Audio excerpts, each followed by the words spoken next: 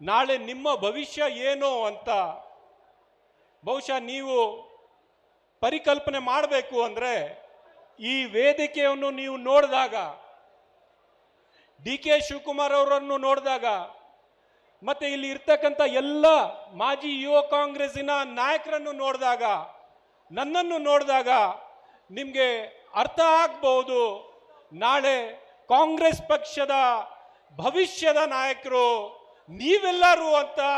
ನಾನು ಸ್ಪಷ್ಟವಾಗಿ D K Shivakumar ಅವರು ಹೇಳಿದ್ರು, ಬೇರೆ ಮಾತನಾಡೋಕ್ಕಿಂತ ವಕ್ತರು ಹೇಳಿದ್ರು, ನಾನು ಕೂಡ ಹೇಳ್ತಾ ಇದ್ದೀನಿ, ಕಾಂಗ್ರೆಸ್ ಪಕ್ಷ, this party belongs to you, you are the future leaders of the Congress party. ನಿಮ್ಮೆಲ್ಲರಿಗೂ ಕಾಂಗ್ರೆಸ್ ಪಕ್ಷಕ್ಕೆ ವೆಲ್ಕಮ್ ಅಂತ ನಾನು ಹೇಳಕ್ಕೆ ಬಯಸ್ತಾ ಇದ್ದೇನೆ. ಬಹಳ ಸಂತೋಷದಿಂದ ನಾನು ಇವತ್ತು ಬಂದಿದ್ದೇನೆ.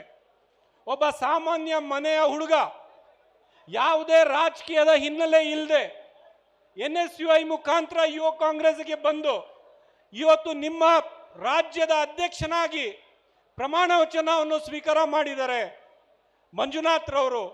ಅವ್ರಿಗೆ ಅಭಿನಂದನೆಗಳನ್ನು ಸಲ್ಲಿಸೋದಕ್ಕೆ ಬಂದಿದ್ದೇನೆ.